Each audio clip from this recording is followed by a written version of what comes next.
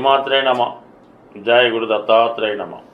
ఈ వీడియోలో మనం జనవరి 19వ తారీఖు నుంచి 25వ తారీఖు మధ్యలో జరగబోయే వార ఫలాలు సింహరాశి వారికి ఏ విధంగా ఉంటాయి తెలుసుకునే ప్రయత్నంలో, మరి సింహరాశి వారికి గత కొద్ది రోజులుగా 12వ స్థానంలో కుజగ్రహ సంచారం చాలా వరకు అధిక ధన వ్యయాన్ని, దగ్గర బంధువులతో విరోధాన్ని తీసుకురావడం జరిగింది. మరి అటువంటి కుజుడు వక్ర గమనంతో ఈ నెల 21వ తారీఖున లాభస్థానంలోకి మారడం జరుగుతుంది. అంటే దీనివల్ల ఏమవుతుందంటే, గతంలో మీరు నష్టపోయినది ఏవైనా ఉంటే తిరిగి సంపాదించుకునే అవకాశం ఉంది. అంటే గతంలో మీరు ఎవరికన్నా ఎక్కువ ధనం ఇచ్చినా, అప్పు ఇచ్చినా అది తిరిగి రావడం జరుగుతుంది.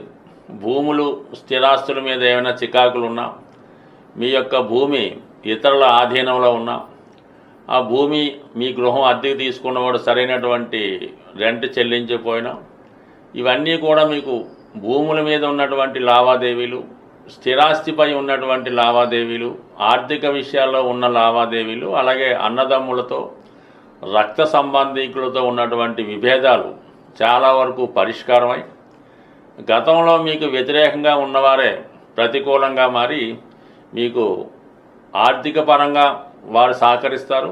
అలాగే ఇతరుల నుంచి రావాల్సిన ధనం విషయంలో కూడా వాళ్ళు సహకరించి మీకు లాభాన్ని చేకూర్చే అవకాశం ఉంది. అలాగే మీకు ఫాలోవర్సు, అభిమానులు కూడా పెరిగే అవకాశం ఉంది. ఇది ముఖ్యంగా ఎవరికంటే రాజకీయ రంగంలో ఉన్న వాళ్ళకి ఈ కుజుని యొక్క స్థితి చాలా వరకు కార్యకర్తల యొక్క అండదండలతో మీరు ఏదైనా ఒక పదవి సాధించడం కానీ, మీ యొక్క పలుకుబడి పెంచుకోవడం కానీ జరిగే అవకాశం ఉన్నది. దానికి అనుగుణంగా రాష్ట్రాధిపతిగా ఉన్నటువంటి రవి 6వ స్థానంలో, శత్రుస్థానంలో సంచరించినప్పుడు కూడా శత్రువులపై విజయాన్ని, కోర్టు సమస్యల నుంచి విముక్తిని లభించే అవకాశం ఉంది. అలాగే ఏదన్నా మీరు ఒక పదవి గురించో, ప్రమోషన్ గురించో ప్రయత్నం చేస్తున్నప్పుడు చాలా వరకు సక్సెస్ అయ్యే అవకాశం ఉంది. అంటే 2 అగ్నితత్వ గ్రహాలైనటువంటి కుజుడు, రవి, ఈ 2 కూడా మీకు అటు ప్రభుత్వ సంబంధించిన వ్యవహారాల్లోనూ, అలాగే ప్రైవేట్ వ్యవహారాల్లో కూడా ఈ 2 గ్రహాలు బలంగా ఉన్నప్పుడు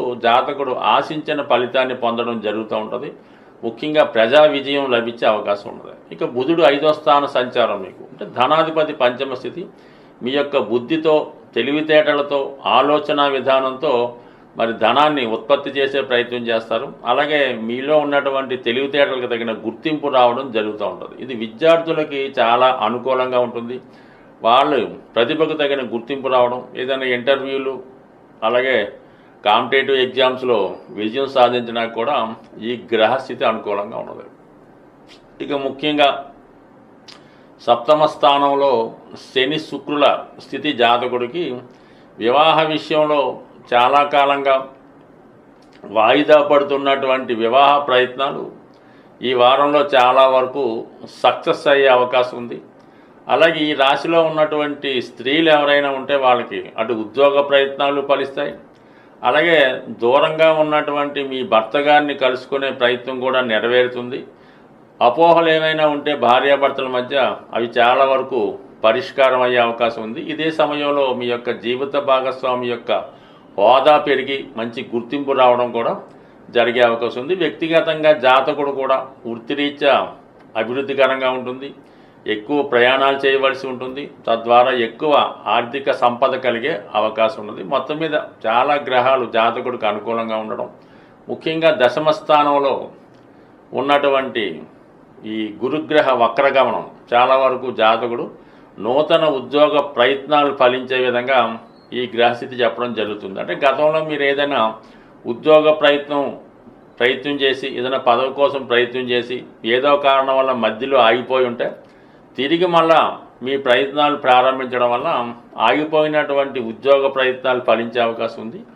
అలాగే ఏదైనా కొత్తగా వ్యాపారం ప్రారంభిద్దాం అనుకున్న వాళ్ళకి కూడా ఈ గ్రహస్థితి అనుకూలించే సూచనలు చాలా వరకు అనుకూలంగా ఉన్నాయి. బట్ ఏదైనా జాతకుడు గ్రహాలన్నీ బలంగా ఉన్నప్పుడు కూడా 2, 8 స్థానాల్లో ఉన్నటువంటి రాహు, కేతువులు అటు కుటుంబ సభ్యుల నుంచి విమర్శలు ఎదుర్కోవడం, గతంలో ఎప్పుడో జరిగిపోయిన ఇప్పుడు వెలుగులోకి తీసుకొచ్చి దాని ద్వారా మిమ్మల్ని అన్పాపులర్ చేసి మీ మీద బురద జల్లే ప్రయత్నాలు కూడా జరుగుతుంటాయి. కాబట్టి చాలా వరకు మీ అభివృద్ధిని చూసి వార్వలేని వారు ఈ విధమైనటువంటి మిమ్మల్ని అప్రతిష్ట పాలు చేసే విధంగా ప్రయత్నం చేస్తూ ఉంటారు. దానికోసం మీరేమీ పట్టించుకోకుండా మీ పనులు మీరు కొనసాగిస్తూ మధ్యలో మీ కార్యక్రమాలు ఆగిపోకుండా యాస్టీజ్గా ముందుకు వెళ్ళడం వల్ల చాలా వరకు ఆ రూమర్స్ అవన్నీ కూడా మామూలుగా పోయి మీ యొక్క స్థితి యాస్టీజ్గా కొనసాగే అవకాశం ఉంటుంది. చాలా వరకు ఈ గోచార ఫలితాలని చూస్తున్నవారు, దాన్ని ఫాలో అవుతున్న వారికి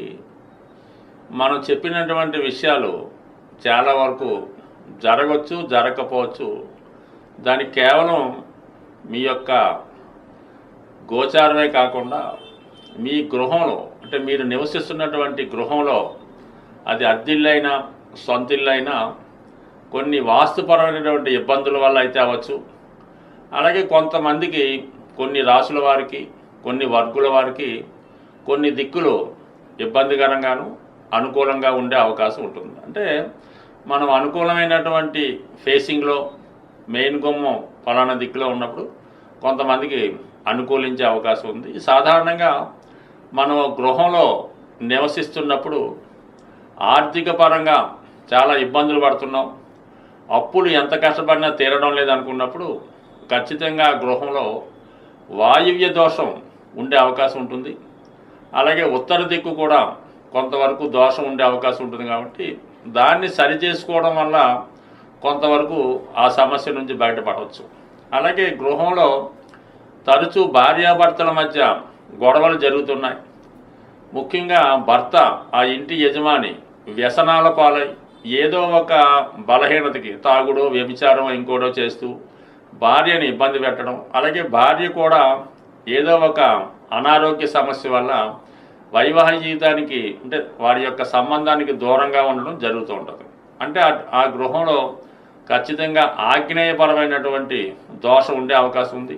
అంటే ఆగ్నేయంలో ఏదైనా దోషం కానీ వాటర్ ట్యాంకులో, సెప్టిక్ ట్యాంకులో ఇలాంటివి ఉండడం వల్ల, ఆ వంటింట్లో సరైనటువంటి వెలుతురు లేకపోవడం వల్ల కొన్ని ఇబ్బందులు ఆగ్నేయంలో ఉంటాయి. ఇటువంటి ఇబ్బందులు తరచూ వస్తుంటాయి. ముఖ్యంగా ఆ గృహంలో ఉన్నటువంటి ఆడపిల్లలకి వివాహం వాయిదా పడుతూ ఉంటుంది. ఇక ఈశాన్య దోషం ఉన్నప్పుడు ఆ గృహంలో ఎన్ని పూజలు చేసినా, ఎన్ని వ్రతాలు చేసినా కూడా ఎటువంటి ఫలితం ఉండదు. ఆ కుటుంబంలో మగపిల్లలు నిరుద్యోగులుగా ఉంటారు. తండ్రి గారితో విభేదాలు వచ్చే అవకాశం ఉంది. అటువంటిప్పుడు ఈశాన్య దోషాన్ని సరి చేసుకోవలసి ఉంటుంది.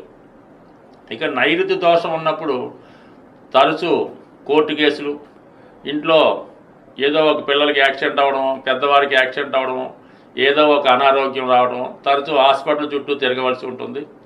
అటువంటప్పుడు నైరుతి దోషం ఉందని గమనించి దాన్ని సరి చేసుకోవలసి ఉంటుంది. అలాగే ఆ కుటుంబంలో వివాహం అయింది, కొత్తగా 5 సంవత్సరాలు 6 సంవత్సరాలు అయినా కూడా వివాహం జరిగినా కూడా సంతానం కలగడం లేదు అన్నప్పుడు కూడా మీకు నైరుతి దోషం ఉండొచ్చు. లేదా నైరుతి వీధిపోటు లాంటివి ఉండడం వల్ల కూడా ఆ వంశం అక్కడితో ఆగిపోయే అవకాశం ఉంది. అలాగే ఈశాన్యం ఎటువంటి ఇబ్బంది ఉన్నా కూడా మరి ఆ వంశం అభివృద్ధి చెందకుండా ఉండే అవకాశం ఉంది. ఎప్పుడన్నా సరే ఒక గృహంలో ఈశాన్య దోషం ఉంటే కంపల్సరీగా నైరుతి దోషం ఉంటుంది. ఆగ్నేయ దోషం ఉంటే వాయువు దోషం ఉండే అవకాశం ఉంది. ఇక వాయువు దోష ప్రభావం ఏంటంటే ఇంట్లో ఏదో లవ్ అఫేర్స్, అక్రమ సంబంధాలు ఉండే అవకాశం ఉంది. అలాగే ఈశాన్యం దోషం వల్ల ఆ ఇంట్లో ప్రథమ సంతానం మీద, ఆగ్నేయ దోషం వల్ల ద్వితీయ సంతానం మీద, వాయువు దోషం ఉంటే తృతీయ సంతానం మీద ఎక్కువగా ప్రభావం చూపించే అవకాశం ఉంది. ఒక గృహంలో తూర్పు కంప్లీట్గా స్ట్రగుల్ అయినప్పుడు, తూర్పు సంబంధించిన ఈ దోషం ఉన్నప్పుడు కేవలం ఆ గృహంలో స్త్రీ సంతానం మాత్రమే కలుగుతూ ఉంటారు. అలాగే ఉత్తర దిక్కు ఏమాత్రం వాస్తుపరంగా ఇబ్బందులు ఉన్నా, టాయిలెట్స్ వంటి ఉన్నా కూడా మరి ఆర్థికపరమైన సమస్యలు, అలాగే ఆ కుటుంబ యజమానురాలకి, స్త్రీకి ఏదో ఒక అనారోగ్య సమస్య, ముఖ్యంగా పిల్లలు నిరుద్యోగులుగా ఉండడం, ధనం సంపాదించకపోవడం, ప్రతి విషయానికి కూడా ఆ కుటుంబ పెద్ద మీద ఆధారపడి ఉండడం, ఏదైనా వాస్తుపరమైనటువంటి దోషాలు చాలా వరకు జాతకుడి మీద ప్రభావం చూపిస్తూ ఉంటాయి. జాతకుడి యొక్క దశ బాగున్నంత కాలం వాస్తు పెద్దగా ఏమీ ఇబ్బంది పెట్టదు. ఎప్పుడైతే జాతకంలో చెడు గ్రహాల దశలు కానీ ఏలినాటి శని మొదలగు లాంటి గోచార ప్రారంభమైనప్పుడు వాస్తు కూడా ప్రభావం చూపడం జరుగుతూ ఉంటుంది. బట్ ఈ రెండు కూడా ఏదైనా జీవితం బాగుపడాలి, మనం అన్ని విషయాల్లో అభివృద్ధి చెందాలంటే మీ యొక్క జాతకంతో పాటు కంపల్సరిగా మీరు నివసిస్తున్నటువంటి గృహం యొక్క వాస్తు కూడా సరి చేసుకోవడం వల్ల అటు కుటుంబంలో అందరూ కూడా క్షేమంగా ఉండే అవకాశం ఉంది. ఒకసారి ఇటువంటి ఇబ్బందులు ఉన్నవారు మీకుగా పరిశీలించుకోండి. మంచి శాస్త్రజ్ఞుడు చూపించి సరి చేసుకుంటే మరి రాబోయే రోజులు అదృష్టంగా మారే అవకాశం ఉంటుంది. స్వస్తి.